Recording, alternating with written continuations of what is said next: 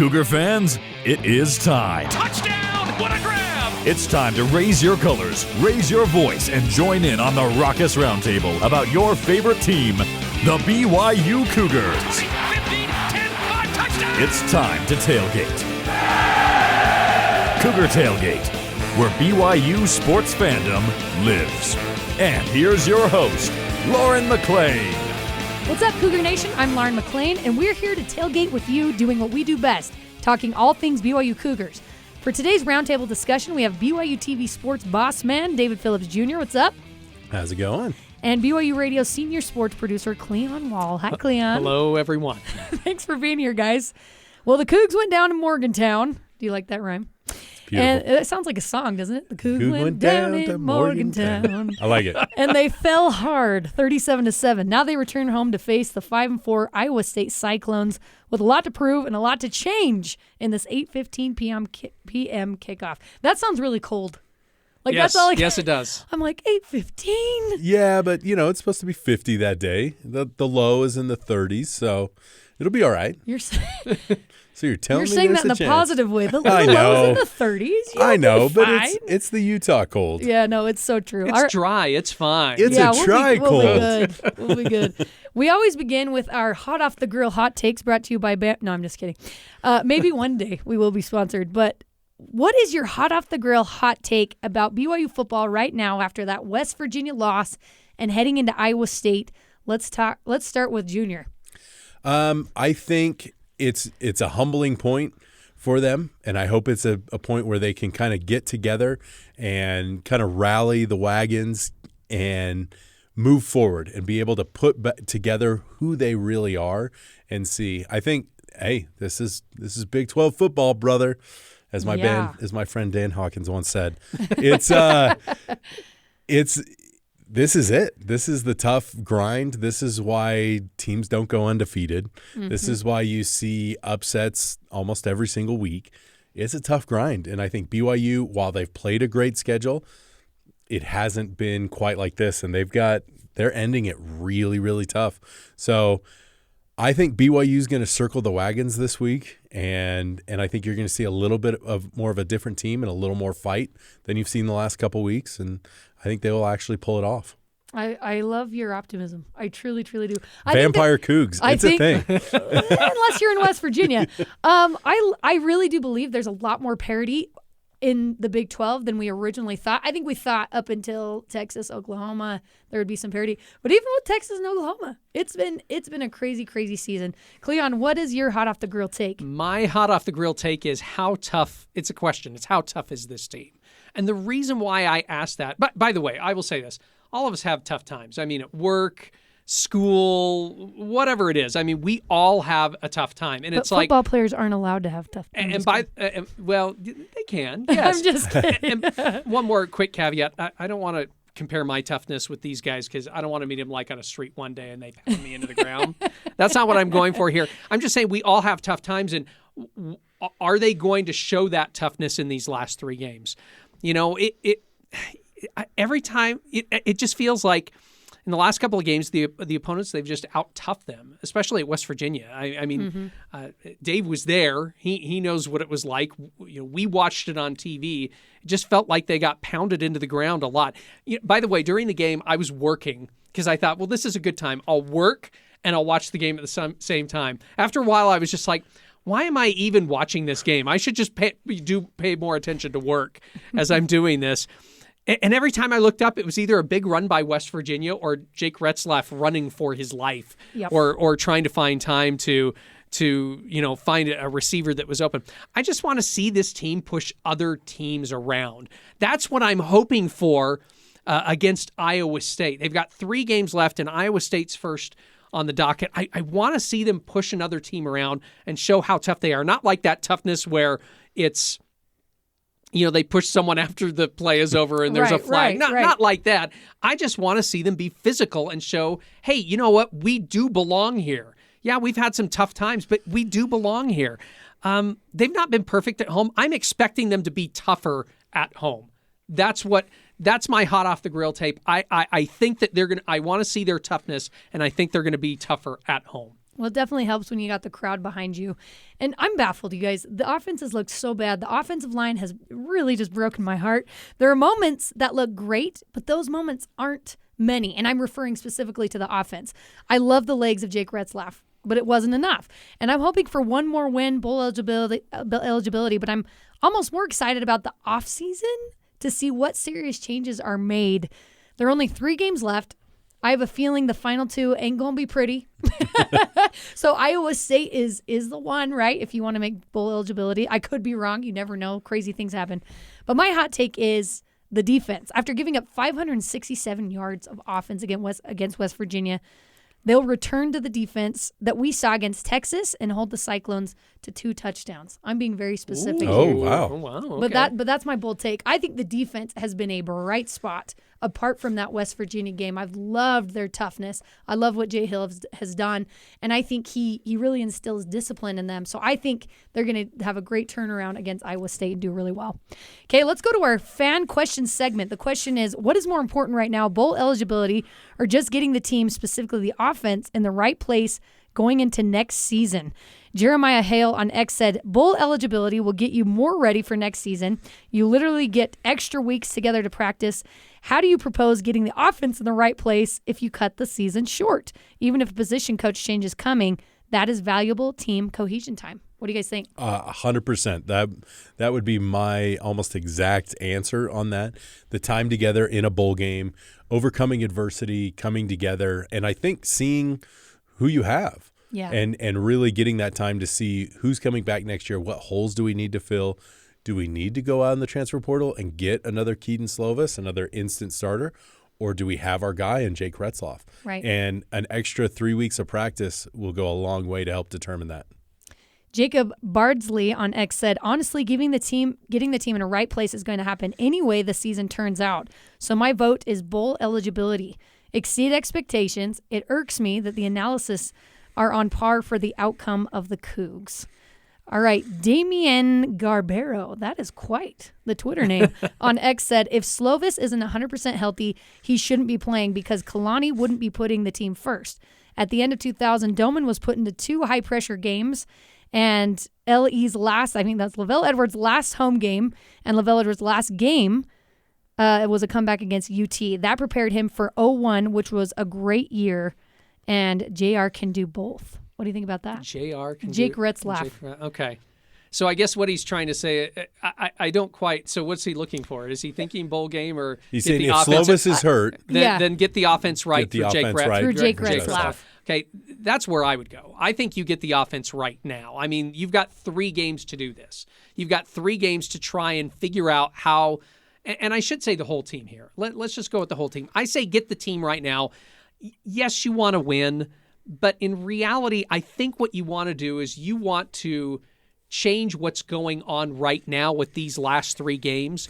And if you do it right, you're going to get a win and you're going to go to a bowl game. I think right now is more important than, hey, let's – and maybe I'm playing with semantics here, but even if they lose the next 3 games, as long as I'm seeing some sort of improvement along the way – that's going to show to me, okay, maybe things are going in the right direction because we already know these last 3 games are going to be tough. I think Iowa State is a lot better than I thought they were going to be when they lost their quarterback because of a gambling scandal. They played way better than I thought they would this season. This is not going to be an easy game for BYU to play.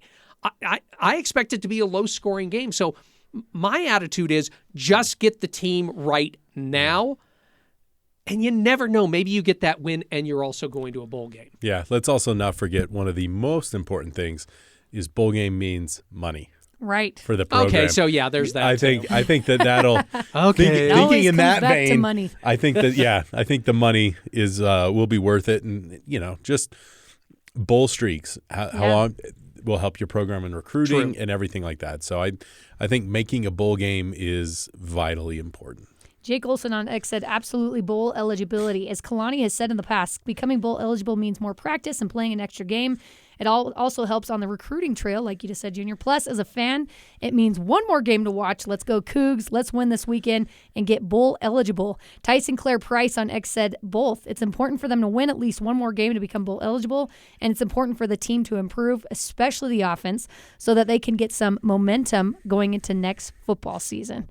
And the majority of the other responses are saying that they want bowl eligibility as well. And I think that's what it comes down to. And are the coaches looking towards the future? Yes. Of course they are. So I think it's like everyone's kind of been saying. They're doing both.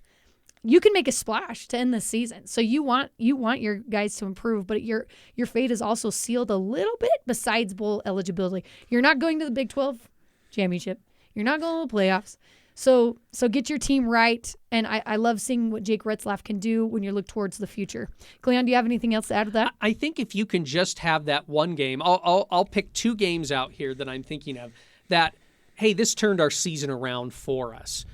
And maybe that's this game against Iowa State, and that will spur better play going forward. I think last year to Boise State, when BYU played against Boise State, man, that was a much needed win, and it seemed to change everyone's focus from what the heck is happening with this team of, oh, well, no, they're not perfect, but they're not that bad. Maybe there's something here. So that's one game. The other game, and I'm going to go way back in the way back machine here, 2005, BYU, first year under Bronco Mendenhall. I think they started out, was it 1-3 or 1-4? And they went down to New Mexico. I know New Mexico and Iowa State are 2 totally different teams, but they went down to New Mexico. They were down in that game, and they made a turnaround in that game, and they ended up winning it. They came back to win that game. And then they went on this really, really nice winning streak, and they ended up winning all the rest of their games, well, except for one, that game against Utah at the end of the season. But they ended up getting bowl eligible and going to a game. And everyone felt, I think all BYU fandom felt different after that game. It just takes, in some ways, one game that can change your attitude and possibly change your season around. And that could be this weekend against Iowa State. And do you guys like that Jake Retzlaff is most likely, if Keaton is still injured, most likely going to be starting against Iowa State? You were there, Junior. From what you saw from Jake Retzlaff at West Virginia, are you excited about him being at the helm in the future? I'm very excited about that. It was interesting. We watched in preparing for the game, and when the news came out that he was going to be starting, watched a little bit of his JC video, and you watch, he makes plays with his legs. And which I thought, okay, if you're not getting a lot of protection, that's good. It kind of brings me back to the Jaron Hall, even what Zach Wilson could do. But I think the biggest thing I'm excited about, and coaches are always, you kind of have to take everything with a grain of salt. But we ran into Kalani Thursday night, and we were talking with him, and he said that Jake Retzlaff reminded him of Steve Sarkisian, not necessarily the way he plays, but his attitude and his drive and his fight. Mm-hmm. And I think getting out there and getting the nerves of, this is my first D1 game, it's a big game, big stage in West Virginia, that's all out. And now he can focus on, okay, I've done that. It's time to go win. It's time to go play better. This is what I was doing wrong. This is what this team needs. And making that and having a week to get ready for it, I'm excited about the possibility of him. And a whole offseason next year to get ready. It'll be pretty exciting. Right. You know, one thing I loved when I was watching that West Virginia game is there was a point he went on the sideline, and I don't know if he was yelling positive or negative things at the team, but as a guy that hasn't been the starter all season long, I loved the passion that I saw with him on the sideline, even getting after his players, like, hey, we got to be better. Let's go do this. I love that kind of fire and that attitude, and I think you have to have it as the quarterback. I feel bad for Keaton Slovis, you guys. I think he's a great quarterback. I think he thought he was going to have this phenomenal offensive line, and he could play his pro-style type quarterback, and he couldn't do that. He couldn't do that. So I don't know. I don't know what's going to happen with Keaton. I feel bad for him, but I'm definitely excited for the future with Jake Retzlaff. Okay, guys, we're going to take a quick break, but when we come back, we are going to take a look at the new scheduling matrix for the Big 12. This is Cougar Tailgate.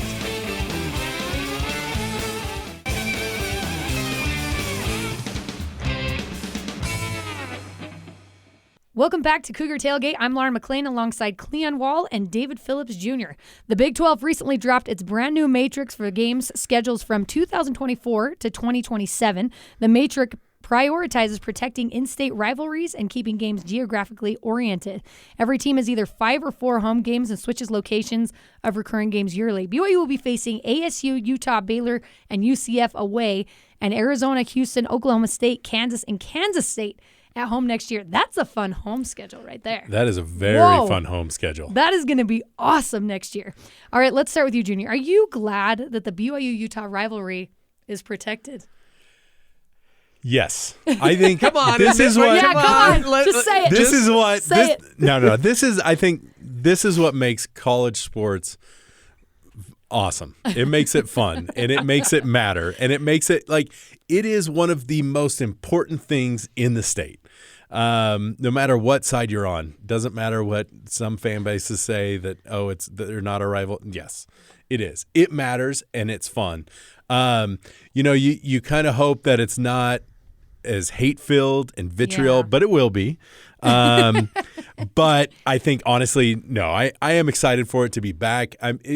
It's one of those, imagine this year, we're sitting there, you were talking about bowl eligibility, getting this right. It doesn't matter when you get to that last game, when you're playing Utah, BYU, it's all out there. Hey, they may need this win. It doesn't matter how Utah's doing in the season. You know BYU has a chance because emotionally they're in it. We had talked about the fight we wanted them to have. It's there. You could go over, but if you win that last game, you can hang that's your what head matters. up You can hang your have a head. great You don't want to ever go over. Right. You want to win, but no, it is a great thing. It's what makes college football. It's what makes it matter, and it's what makes you want to tune in every week. Yeah. I already know your answer, Cleon. Yes, of course. Yes. Bring this back. This has not been a regular since 2010. 2010. 2010 was the last time it was regular when they were conference rivals in the Mountain West. Is that right? Yeah, but they played for they the played first regularly. Yes, but it wasn't, and it moved. They had one game in this whole time since 2010. That was the last game of the season. The rest of them were first or second game, and so you can debate whether you want it that first game and you have all offseason to talk about it and prepare, or if you want it the last one and it's there. But Yeah. I think looking back to it too is that when you have that rivalry, you still have something to play for, just like what you talked about. I was thinking back that the person who did that social media post earlier, they talked about Lavelle's last game. For BYU fans, that meant a lot to them. It was that it made BYU. BYU ended up 500. It was an amazing finish to a season. It was an amazing game. I go back to just that 2005. That 2005 game that Utah won in Broncos' first season and Kyle's first season as head coaches. That was an amazing game. It was so fun to watch. Even as a BYU fan, I look back on that game way more fondly now because it was an amazing game, even though BYU lost that game. I just love seeing these two teams play, and if you can get away from all the hate that goes along with it, it's really an amazing series. And that's why I have mixed feelings about it. I don't like that. It just gives me a bad taste in my mouth. You never get on social media, especially the week of the BYU-Utah game. I loved that BYU... Or the week after. Yeah, or the week after, exactly. I love that BYU had its own thing in the Big 12, and I'm a little bit bummed they don't have that anymore. I think that was great for recruiting for BYU. Utah's in the Pac-12, BYU in the Big 12. They're both Power 5. If you want to play in Texas, you play for BYU. If you want to play on the West Coast, play for Utah. They don't have that anymore.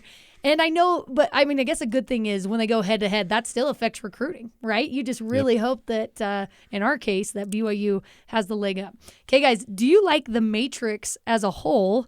Because it's a little confusing, but they have to make it work because there are 16 teams. What do you think, Cleon? Yes, man, I'm going to split the middle here. Yes and no. I guess maybe I lean towards yes. I think the reason why I lean a little bit towards yes is just because you get to play every team in the conference in a 4-year period.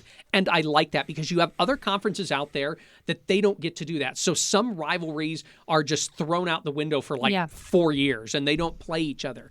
That's the one thing I like about this is that you are going to play every single team. And Utah's going to be protected every year, and certain teams you're going to play a little more than others. Like BYU's going to play UCF 3 out of the next 4 years. Yeah. I would expect the next 4 year it'd be just the opposite, where it's downplayed a little bit more. But that's the thing I like. The thing I don't like about it is I was kind of hoping that when the 4 Western schools joined the Big 12 outside of BYU, I was kind of hoping for more of those games. Like every year, BYU would play Arizona and Arizona State and possibly Colorado too. I was kind of hoping for that because the one thing I like about college football, I know it's not rivalries, but regional rivalries. I mean, say what you want about moving to the Big 12 and, hey, we get to play Kansas and we get to play Baylor.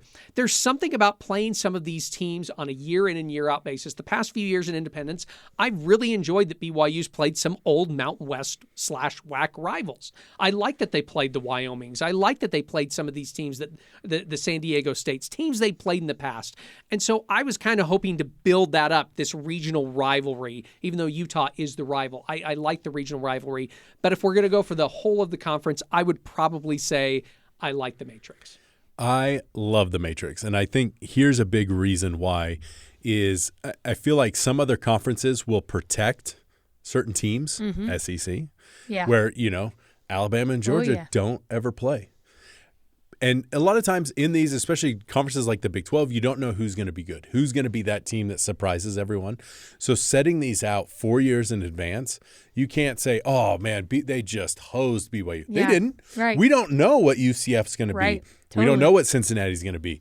We don't know what these teams are going to be. There's a couple of the blue bloods that you kind of know are going to be good year in, year out, consistently.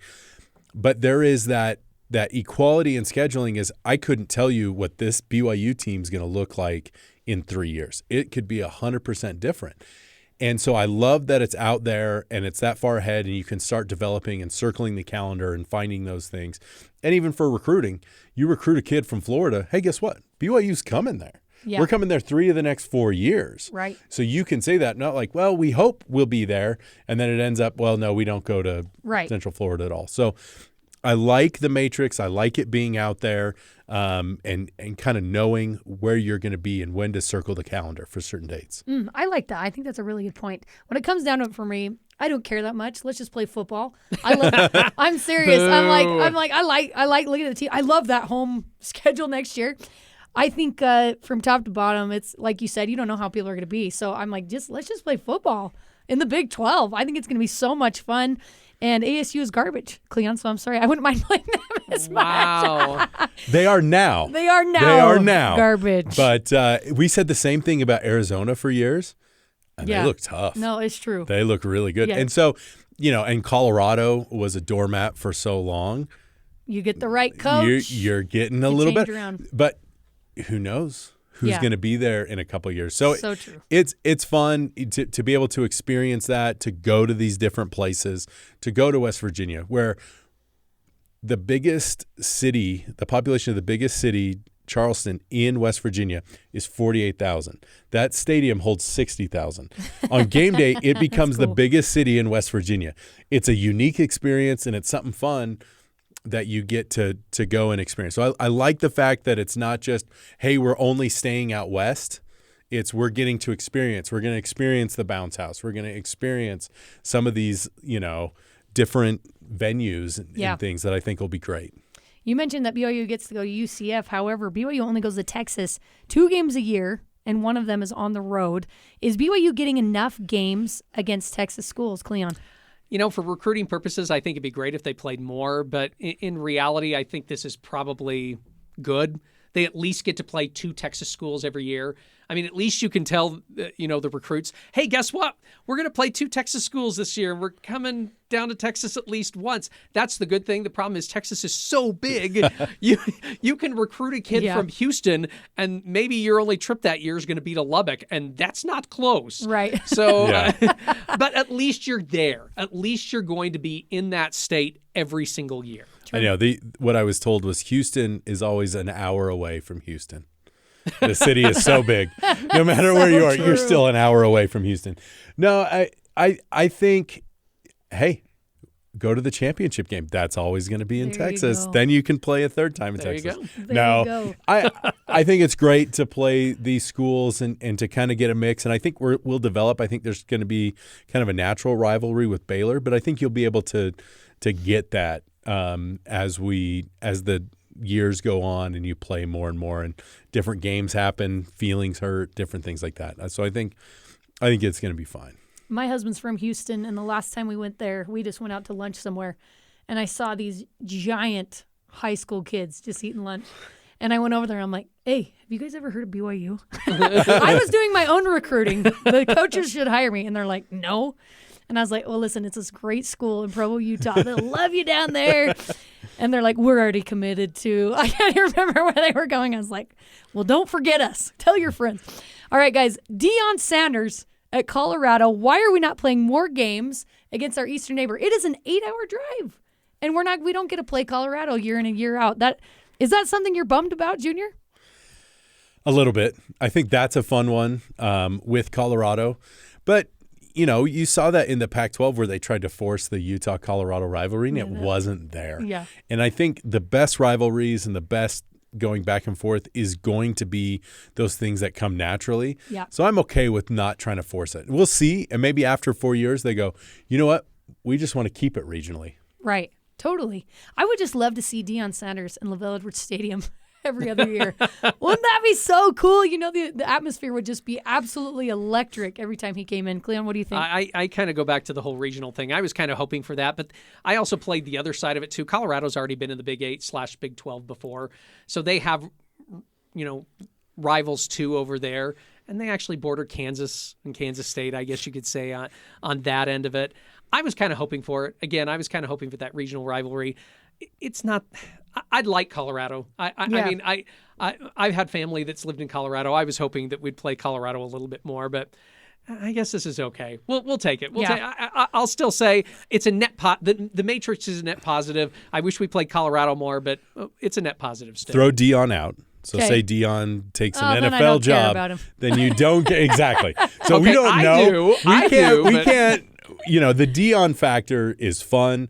I'm telling you, I am so stoked for Media Day this next year. Oh, yeah. Where he will be on BYUtv. And that'll be fun. That's going to be I know they're going to awesome. probably limit you on this, but I would have to say that don't you think he's going to talk for a long time? Oh, yeah. We've got you for 10 minutes, Coach. You're like, right, okay, we'll probably have for like 15. Yeah.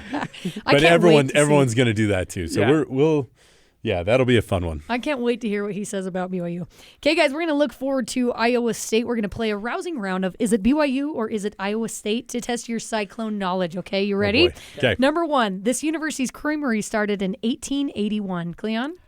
I know the answer to this, so I'm Junior? not going to. It's going to be Iowa State. Okay. Correct. BYU was after that. The Iowa State Creamery was founded as part of their food science program selling liquid dairy products out of a wooden barn. BYU's Creamery didn't come around until 1949. Cool. Wow. They both have creameries, though. I will say, I've been to the Iowa State Creamery. They do not have the number of ice cream that BYU Creamery does, but it's because their students run a lot of that. So they will only have like 6 flavors at a time. But boy, was it good. Yes, I did partake. I'm hungry. I did partake. Which school had live versions of their mascot which escaped leading to a line in their fight song? BYU or Iowa State? I'm going to go BYU. Correct. In 1925, 2 Cougar Cubs, not clubs, Cleo and Tarbo, were brought to campus to serve as mascots. They escaped the south side of Temple Hill until... No, they weren't. I'm sorry. The Cougar Kittens were kept on the south side of Temple Hill until 1929. I was like, they lived there. When they managed to break out of their cage, sending out a cry from the faculty, the Cougars are out. I love it. The Cyclones mascot is Cy the Cardinal. So if the Cardinals escaped, I don't think it'd be that big a deal. I don't think anyone would care. Yeah, no one cared. By the way, Iowa State came up with their mascot because they had no way to how do we make a mascot out of a cyclone? Yeah.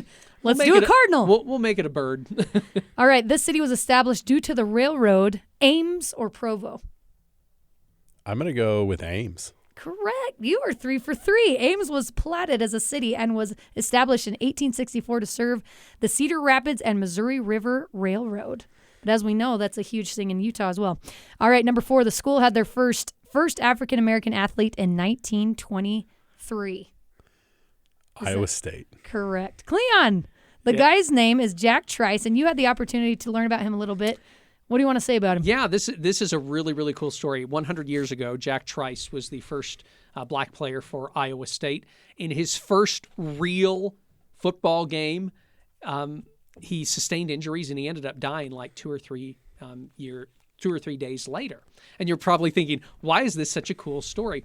It is a cool story because, first of all, Iowa State had black players on their team so early. But the story was kind of forgotten for a long time until the 1950s. And then a guy who was a student, he ended up becoming a journalism professor at Iowa State. He found a plaque about Jack Trice in the gym.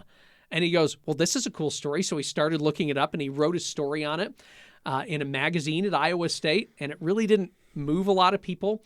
But as he kept in that area and as he kept with students there at Iowa State, he kept telling them, oh, by the way, this is the anniversary of when Jack Trice died. So it was just kept in their minds.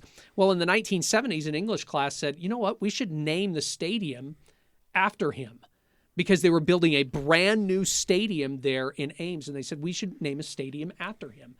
And it didn't quite go over with the university, but each year students just kept saying, we should name the stadium after him. Finally, in 1997, the stadium was named after him. First, it was just the field, and then they named the stadium after him. So this is the 100th anniversary of Jack Trice dying on the football field, but a cool anniversary because it means so much to the community and to the university that he is the only person to have a stadium named after him, the only black player to have a stadium named after him. That's really and that's cool. What's cool. And I'll do a little self-promotion here.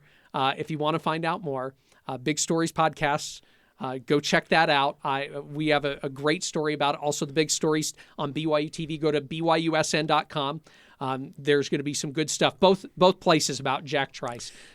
It's such an unbelievable story. He actually wrote a letter the night before the game talking about how he felt he was a representative of his community and how he was going to work and how he was going to do more. And so the phrase he repeated was, I will. And now on this outside the stadium, when they run out of the locker room, there's a big sign that says, I will. And every year, Matt Campbell reads that letter to his players. And it is so powerful. It's such an amazing thing. The community got so far behind this that they put up billboards that said, welcome to Ames, Iowa, home of Jack Trice Stadium. Before they named the stadium, they had planes that would fly banners that said, welcome to Jack Trice Stadium, all before the stadium was named, to help encourage people to name it after him. That's incredible. It's such an incredible story. And it's heartbreaking, but how cool if he has any family that's still left around to be able to see that and his legacy come to fruition. And that's one of the cool things. If you go watch the story or listen to the story on the podcast, you'll hear from one of his relatives, a first cousin twice removed, who ended up actually going to Iowa State because he found out about Jack Trice. That's so cool. Well, make sure you guys go check out both of those stories, Big Stories on BYU TV and BYU Radio. All right, and that does it for us today. Thanks again to Dave Phillips Jr. and Cleon Wall for coming on the show with me. Carter Bond and Tori Kimball helped produce this episode. You can join the Cougar Tailgate wherever you get your podcasts, on Apple, TuneIn, Stitcher, Spotify, or on BYURadio.org. Cougar Tailgate is a production of BYU Radio.